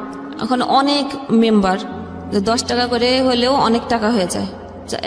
যখন টাকা তোলা হতো 4 লাখ 5 লাখ করে টাকা উঠতো। এই কারণে জামানত হচ্ছে দেওয়া। 10,000 টাকা সে নিজেই দিল জামানত হিসেবে। এরপরে আর যোগাযোগ যখন করে না, তখন আমি বাসাতে মানুষের কাছে কি জবাবদিহিতা করব? যে কাউন্সিলরকে আমাকে দিয়ে আসছে সেখানেও তো সে একই পরিচয় দিয়ে আসছে। আমি তো কাউকেই জবাব দেবে না যে তোমার হাজবেন্ড কোথায়, কেন আসে না। কোনো একটা ডাউট আছে, এটা তো মানুষ বোঝে, যে মাসের পর মাস আসে না, ফোন দেয় না, খোঁজ নেয় না, নিশ্চয়ই কোনো সমস্যা আছে। আমি আর কিছু বলতাম না।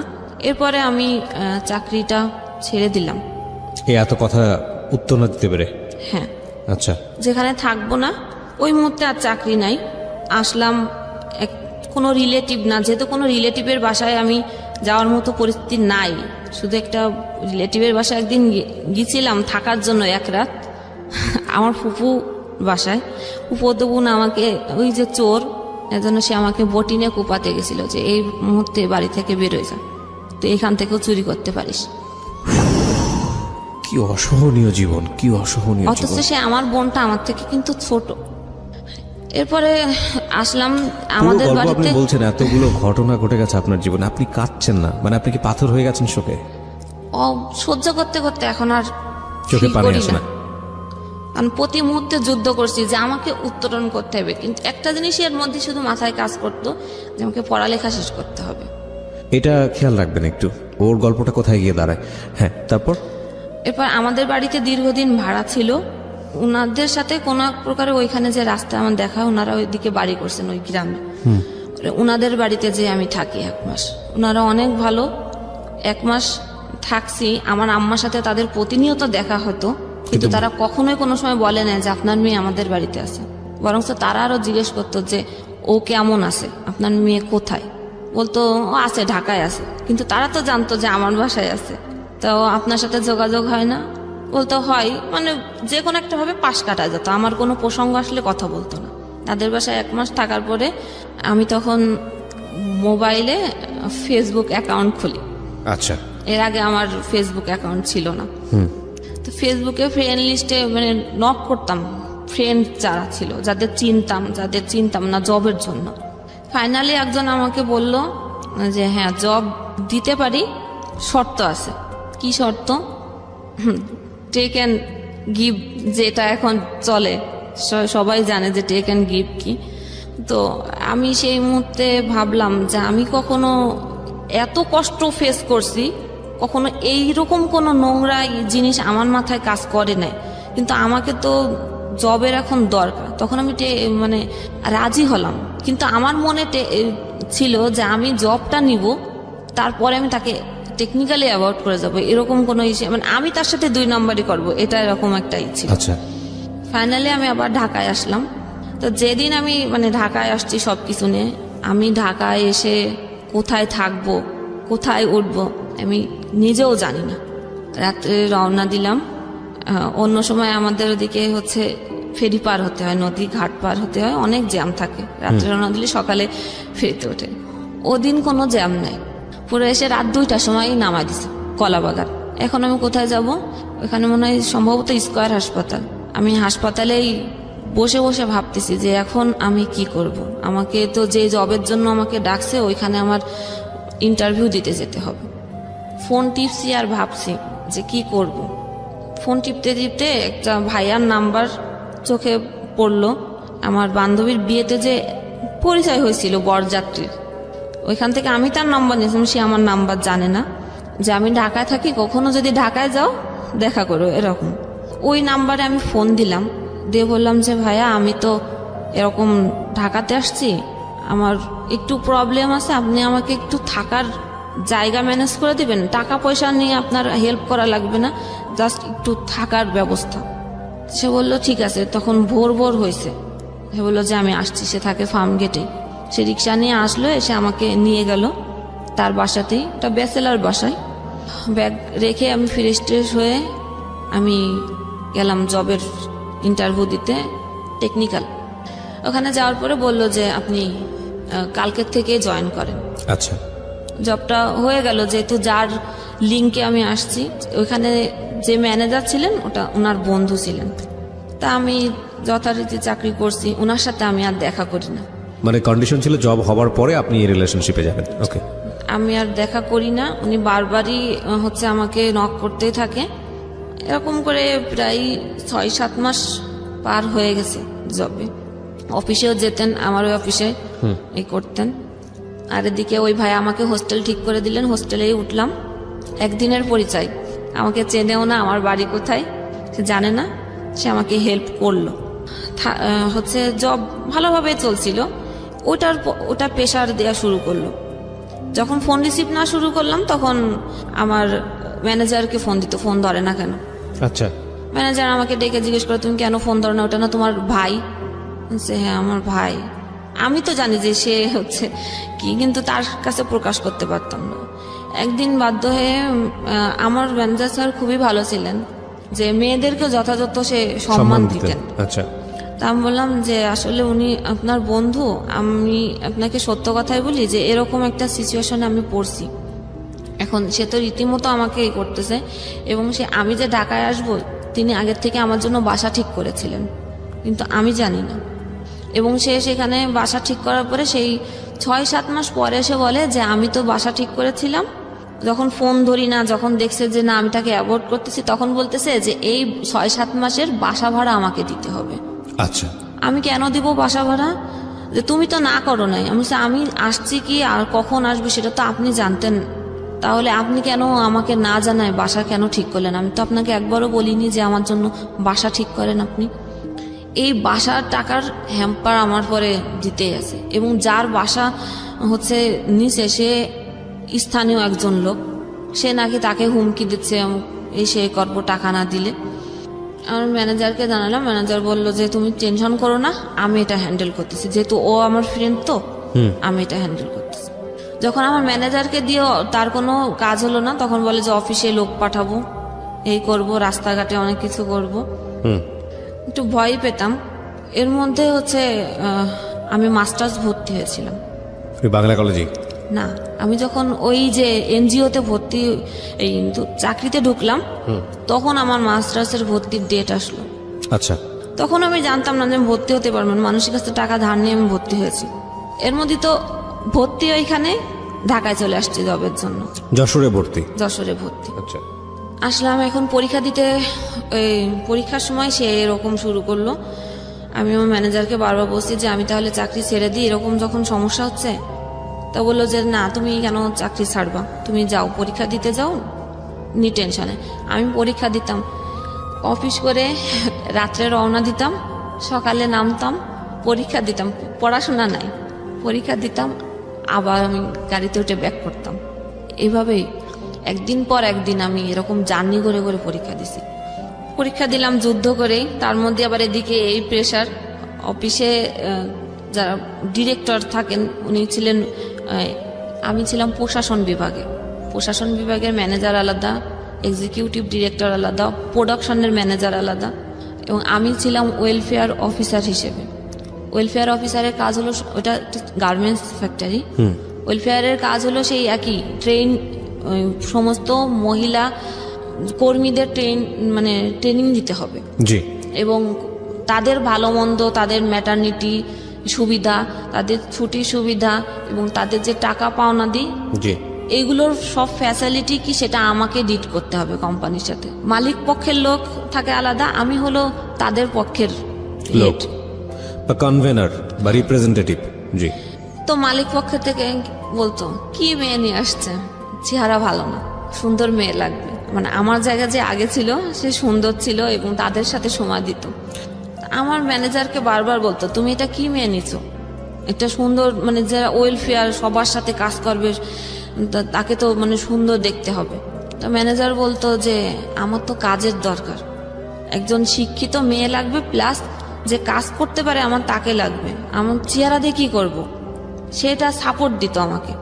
এবং যখন অফিস অনেক রাত করে অনেক সময় শেষ হয়ে যেত, তখন সে তার বাসায় দিকেই আমাকে নিয়ে আসতো, ছোট বোনের মতো দেখতো সে। সেটাও তাদের চোখে ডাউট লাগছে যে ম্যানেজার সবসময় ওকে সাপোর্ট করতেছে, এদিকে ওরা টাকার জন্য প্রেশার দিচ্ছে, বলতেছে যে টাকা দিব নাই, ওকে দেখা করতে বলো, সেখানেও ও সাপোর্ট করতেছে। তাহলে আমাদের এতদিনের বন্ধুত্ব সম্পর্ক, আর সে 2 দিন চাকরি করতে গেল, তুমি তাকে বাঁচাচ্ছ কেন? তাহলে নিশ্চয় তোমার সাথে ওর কোনো রিলেশন আছে। ওকে, এই কথা বলতেছে। তখন ম্যানেজার হয়ে তুমি যখন তোমার কাছে বলে কোনো লাভ নেই, তখন এক্সিকিউটিভ যে ডিরেক্টর তাকে বলা হবে। সেখানেও তারা ফোন দিল যে ওই মেয়ে এই সেই, প্রকারে আমি ভালো না, আপনার ম্যানেজার এরকম সাপোর্ট করতেছে। এবং তাদের দিক থেকেও একটা কথা ছিল যে আমার চেহারা ভালো না, সব মিলায়ে এমন একটা পরিবেশ তৈরি হলো যে আমার কাজ করাটা একদম। এবং ম্যানেজারকেও ডেকে তাদের বলা যে তোমার ওই মেয়ের সাথে এই সে আছে, তোমার ওয়াইফকে জানাই দিব। এখন কেউ তো ফ্যামিলিতে এরকম একটা নিতে যাবে না। এখন আমিও ভাবলাম যে আমার জন্য তার কেন হবে, সে তো আমাকে কখনো খারাপ চোখে দেখে নাই, রাইট, আর আমাকে তো কোনো খারাপ অফারও সে কখনো দেয় নাই, তাহলে আমি কেন আমার জন্য তার ক্ষতি হতে দিব।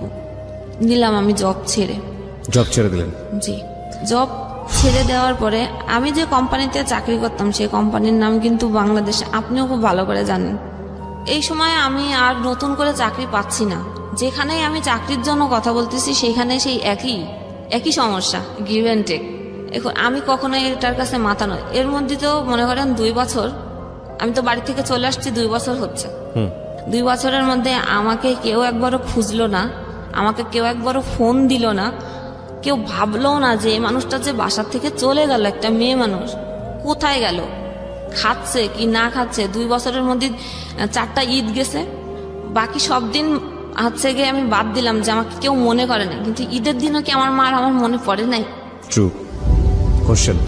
এই প্রশ্নটা রেখে বিরতি নিতে চাই। মা এটা সৃষ্টিকর্তার সবচাইতে বড় উপহার, কিন্তু জীবন এত অদ্ভুত, এখানে না কোনো ইকুয়েশন ঘাটে না। তো এটা ফিল করে আমি আমার নাম্বার থেকে ফোন দিলে আমার মা কখনো ফোন রিসিভ করতো না, অন্য আননোন নাম্বার থেকে ফোন দিয়ে আমি চুপ করে থাকতাম, শুধু একটু কণ্ঠ শোনার জন্য, যে মার কণ্ঠ একটু শুনবো। যখনই আমার কখনো হ্যালো শব্দটা শুনতো, যখনই বুঝতে পারতাম আমি, তখনই ঠিক ফোনটা কেটে দিত, আর কখনো আমার ফোন ধরতো না। এবং আমার ভাইও না, আমার বড় ভাই তো আমাকে টোটালি ওই সময়ই, সেই 2 বছর আগে আমার সাথে কথা বলে নাই। এখনো অবধি আমার বড় ভাইয়ের সাথে আমার কোনো রিলেশন নাই, সে আমাকে আদৌ খোঁজে না। সে বলে যে আমার কোনো বোন নাই, আমার বোনের কোনো প্রয়োজন নাই। তারপরে তো হোস্টেলে আসি, কোনো জব পাই না। তা আমার যেটা মানে জমানো ছিল, যতটুক চলার দরকার ছিল শেষ। এখন আমি কি করব? আমাকে তো আসলে এখন মনে হলো যে না, একজন সাথী প্রয়োজন জীবনে চলার পথে। যে আমি তো একা, আমাকে যে যেরকম পারতেছে সে সেইভাবে আমাকে বলে যাচ্ছে। খারাপ কথা থেকে শুরু করে, মানে অফার দেয়া থেকে শুরু করে খারাপ, আমি কোনো ভালো কিছু পাই নাই। তখন এই যে কোম্পানিতে আমি চাকরি করতাম, এই কোম্পানিরই একজনের সাথে আমার পরিচয় হয়েছিল। পরিচয়টা এরকম যে আমি পরীক্ষা, যখন মাস্টার্স পরীক্ষা দিতে যাচ্ছিলাম তখন অবরোধ ছিল, জি, কোনো গাড়ি নেই। আমি কিভাবে যাব তাকে বলেছিলাম, সে আমাকে ঘাট পর্যন্ত পৌঁছে দিয়েছিল। তারপরে আমি বাইকে করে করে আমি যশোর পৌঁছাইছি, যেখানে গাড়িতেই যেতে লাগে 7 ঘন্টা, বাইকে করে করে যশোর পৌঁছায়। ওই সময় পরিচয়, কথা বলার এক পর্যায়ে আমি তার সম্বন্ধে হয়তো অত কিছু জানতাম না।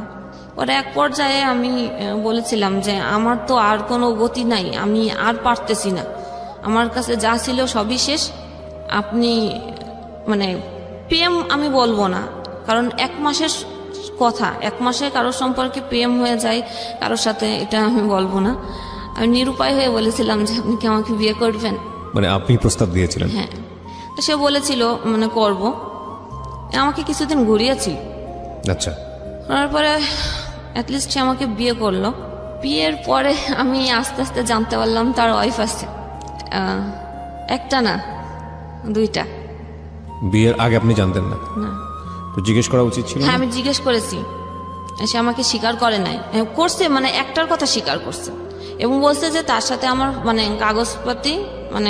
কাগজপাতি বলতে ডিভোর্স হয়ে গেছে, কোনো রিলেশন নাই, আমি এখন একাই থাকি। যেহেতু আমার একটা প্রবলেম আছে, এবং কোনো মেয়ের ফ্যামিলি যদি মানে পাশে না থাকে, সে মেয়েকে কখনো আমার জানা মতে বা আমার দেখা মতে, আমার লাইফ থেকে আমি বলতেছি, যে কোনো ভালো ছেলে বিয়ে করতে চায় না। বলবে যার ফ্যামিলি যার পাশে, ওই মেয়ে আর কত ভালো, ওই মেয়ে তো ভালোই না। ট্রু। এবং আমাদের সোশ্যাল কলটা এরকমই। হ্যাঁ, এবং যার মা সব জায়গায় বলতেছে যে আমার মা যদি কোনো সন্তানের নামে বলে, সেটা তো অবভিয়াসলি মানুষ বিশ্বাস করতে বাধ্য, যে মা তো সন্তানের কখনো খারাপ চায় না। মা যখন বলতেছে তাহলে ওই মেয়ে নিশ্চয়ই এরকম। কোনো দিক থেকেই আমার কোনো বিয়ের কাজ আর আমার বাড়ি থেকে কখনো দেওয়ার চেষ্টাও করেনি, খোঁজেও নি, যেহেতু আমাকে খরচ করে বিয়ে দেওয়া লাগবে, এটা তারা করবে না। ফাইনালি তো বিয়ে করার পর এগুলো জানতে পারলাম। এগুলো আবার নতুন করে আরেকটা পেইন, যে বউ আছে, তাও একটা তো জানতামই, এরপরে শুরু হলো যে আরেকটা, এবং 2 জায়গায় তার 2টা সন্তান আছে। এবং সে প্রথম ঘরে যে সন্তান আছে সেটাকে সে আজও অবধি অস্বীকার করে, যে ওটা আমার সন্তান না, ওইটা তার মানে ক্যারেক্টার খারাপ, অন্য কোথার থেকে এরকম হয়েছে। ঠিক আছে, সেটা তার ভাইয়ের সাথেই বলে, যে মানে তার ভাইয়ের সাথে সম্পর্ক ছিল। গেল সবকিছু মেনে টেনে নিয়ে আসি। এখন দেখতেছি যে তার রূপ আস্তে আস্তে বেরোচ্ছে। সে এখন আমাকেই সবসময় সন্দেহ করে, আমাকে বাসার থেকে কখনোই বেরোতে দেয় না, এবং ফিজিক্যাল টর্চার শুরু হয়ে গেছে। চাকরি কোথাও করতে দেবে না, সবাই খারাপ বলতে এখন সে আমাকে ওই পিছনের কথাগুলোই বলে, যে আমি যদি ভালো হতাম তাহলে কি আমার এরকম হতো। ওই সেই পিছনটা নিয়ে খোটা দেয়। আমি যদি ভালো হতাম তাহলে আমার বাড়ির লোকেরা কি আমার সাথে এরকম করতো, এবং তোমার মা যে তোমাকে জন্ম দিছে সে কেন এরকম করে তোমার সাথে, নিশ্চয়ই তুমি খারাপ তাই করে, তোমাকে তো কেউ সহ্য করে না। এবং সে আমাকে স্পষ্ট বলে দেয় যে তোমার ভালো না লাগলে তুমি চলে যেতে পারো, আমি দিব না কোনো কাগজ, তুমি কাগজপাতি দিয়ে, এটা গতকালও আমাকে বলছে, তুমি কাগজপাতি দিয়ে চলে যেতে পারো। এখন আর জীবনের কোনো কিছু এখনো খুঁজে পায় না, এখনো আশা করি যে না, আমাকে এখনো কিছু করতে হবে, একটা জায়গায় আমাকে দাঁড়াতে হবে। হয়তো আমার নিজের যদি কিছু থাকতো, বা আমি নিজে যদি একটা জব করতাম, নিজে যদি ভালো পজিশনে থাকতাম, হয়তো আমার দিকে এই আঙ্গুলগুলো তুলতো না কেউ। তার মানে আপনি এখনো স্টিল ফাইট করে যাচ্ছেন, প্রতিনিয়ত ফাইট করে যাচ্ছেন। কেন এই গল্পটা বললেন এই প্রশ্নটা আমি করব না, কারণ সবাইকে আমি একই প্রশ্ন করি। তো মানে আজকের এই জীবন গল্পটা শুনে অনেক মানুষই একটা জিনিস ফিল করবে, অনেক মেয়েই ফিল করবে, আল্লাহ কত ভালো রেখেছে তাদের। হ্যাঁ বলেন। আমি এখনো আমার ভুলগুলো খুঁজে পাই না, যে আমার ভুলটা ধরায় দুক, আমি শুধরে নেব। কারণ ভুল যে কাজ করে সে কিন্তু একটা ঘোরের মধ্যে থাকে, সে কিন্তু বুঝতে পারে না যে আমি ভুল করতেছি না ঠিক করতেছি। আমি ফাইটের মধ্যে আমার সামনে যে পজিশন আসছে সেই পজিশন মেনটেন করে আমি চলছি না, এটা যখন আমার সামনে এসে দাঁড়াচ্ছে তাহলে আমাকে এখন এটা করতে হবে। কিন্তু সেটা ভুল না ঠিক আমি নিজেও এখনো জানি না, যে আসলে কি আমি ভুল করেছি। সব ভুলের জন্য কি আমি দায়ী? আমাকেই সবসময় সবাই আমাকেই দায়ী করেছে, যে আজকে সব কিছুর ভুলের পিছনে আমি দায়ী। এখনো অবধি আমাকেই দায়ী করে, আর এখনো অবধি আমার মার সাথে আমার কোনো যোগাযোগ নাই। কিভাবে চলে আপনার দিন, কি করেন, মানে সকাল থেকে শুরু করে সন্ধ্যা পর্যন্ত? এই তো সকালে রান্না, সে আমাকে দেখাশোনা করে, এটাই যে বাসা ভাড়াটা দেয় আর বাজার, এর ব্যতিরিক্ত তার কাছ থেকে আমি কোনো কিছু এক্সপেক্ট করি না। সে সকালে যায় আর রাত্রে 1টা 2টা 2:30টার সময় আসে। সে আমাকে কখনো সময় দেয় না, এবং সে আমার সাথে কথা বলতে চায় না। কথা বলতে গেলে সে আমার কথা শুনে না এবং বলে যে আমি তোমাকে টেকনিক্যালি অ্যাভয়েড করি। আপনার কিছু বলার নাই এখানে আলটিমেটলি? আমি এখনো বুঝতে পারছি না যে আমার ভুলটা কোথায়। একটা সংসার করতে গেলে আমি এতটুকুই বুঝি, স্বামী সংসার দুইজনের, সেখানে কোনো কিছু করতে গেলে দুইজন পরামর্শ করেই করতে হয়। সেখানে সে যা কিছু করে আমার পরামর্শ তো করেই না। আমি যখন বলি তখন বলে যে তোমার এত কিছুর কি দরকার, তোমার এত কিছু জানার দরকার নেই, আমি যা খুশি তাই করব, আমি বলতে পারবো না কোনো কিছু। আমি বললে আমাকে টর্চার মারে, গায়ে হাত তোলে। হ্যাঁ, সেদিনও আমার নাকে এমন একটা ঘুষি মারছে, সারা রাতই ব্লিডিং হয়েছে নাক দিয়ে। তারপরেও এই যে FM এর প্রতি যে আগে একটা ঝোঁক ছিল। খুব বাজে একটা প্রশ্ন করি, এই প্রশ্নটা করতে ইচ্ছে করছে এই কারণে, আমরা যখন অনেক বেশি ফ্রাস্ট্রেটেড হয়ে যাই, আমাদের এই যে গল্পটা আমি শুনলাম, তো আপনার তো একুল উকুল দুকুল কিছুই নাই। একুল উকুল বলতে বোঝাচ্ছি কারণে যে একটা মেয়ের জামাই সংসার না থাকলে ঘরে ফিরে যায়, বাবা মা থাকে, আপনার সেই জায়গাটাও নাই। কেউ কোনো মানুষই আপনাকে জায়গা দিল না। মাঝে মাঝে এরকম মনে হয় না যে সুইসাইড করে ফেলি? ও সেই প্রসঙ্গটাতে, মানে আমার মা যখন আমার সাথে এরকম করতো, আমি একবার বিষ খেয়েছিলাম। আচ্ছা, এজন্য খেয়েছিলাম যে আমি বিষ খাওয়ার পরেও আমি রিয়াকশন দেখতে চাই যে আমার মা আমার প্রতি কতটা আগ্রহী। ও আচ্ছা আচ্ছা, হ্যাঁ, এটা আমার দেখার জন্য আমি এটা করেছিলাম। আমি যে মরে রাগ যাওয়ার করে জন্য করেছিলেন না, হ্যাঁ। যে সে আমার কাছে আসে কিনা, যে আমার সন্তান আজকে মরে যাচ্ছে, যে আসলে ওকে কাছে আসে। কিন্তু তখনও না, সে আমার কাছে আসে না, এমনি সাইডের লোক পাঠাইছে যে ওকে একটু মানে কি করলে কি হয় সেটা একটু দেখতে, কিন্তু সে ওই দূরেই ছিল। তারপরে সে আমার সাথে কথা বলে না। এর মধ্যেও তার একবার ঘুমের ওষুধ খেয়েছিলাম, তখন আমাকেও বাসায় ছিল না। ওই যে যখন চুরির ঘটনাটা হয়েছে, ওটা সহ্য করতে না পারে আমি ঘুমের ওষুধ খেয়েছিলাম। এখন আর মনে হয় না যে আর মরবো, কারণ ওটাও কষ্ট আছে, মরতে গেলেও কষ্ট। এরপরে কি হবে? Fine, it's a big question. এরপরে আসলে কি হবে? এবং আমি মাস্টার্স কমপ্লিট করেছি, আর এখন যে আমার হাজবেন্ড, সে কিন্তু SSC পাস। আচ্ছা, তো আপনি মাস্টার্স কমপ্লিট করেছেন, আপনার কি সরকারি চাকরির বয়স আছে? হ্যাঁ আছে, এখনো তো আপনি 3 বছর BCS আছে। ট্রাই করেন, অন্যগুলো ট্রাই করেন।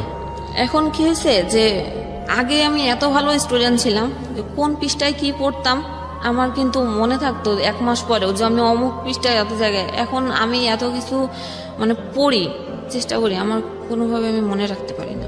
ব্রেনে অনেক চাপ পড়েছে যে কারণে। সো আপনাকে যদি বলতে বলি যে আমাদের যারা লাখ লাখ শ্রোতা আছেন তাদের উদ্দেশ্যে কিছু বলার জন্য, কি বলবেন? কিছু বলার আছে একেবারে নিজের জীবন থেকে? থাকে না যে আপনি যে অভিজ্ঞতার মধ্য দিয়ে গেছেন, সেই অভিজ্ঞতার আলোকে যদি কিছু বলতে বলি, কি বলবো? কারণ বা এটা যদি না বলেন হ্যাঁ, তাহলে শুরুটা একটা হয়েছিল জায়গায় এরকম আসতে পারি কিনা যে এত ফ্রাস্ট্রেশন, এত বেশি ঝামেলা, এত বেশি মানে কি বলা যেতে পারে, লাইফে কোনো জায়গায় কোনো হোপ নেই, তার মধ্যেও আপনি বেঁচে থাকেন, মানে সামনে নিশ্চয়ই একটা স্বপ্ন আছে, রাইট? এখনো খোটা শুনি যে শিক্ষিত হয়েছি শুধু টাকাই নষ্ট করেছি।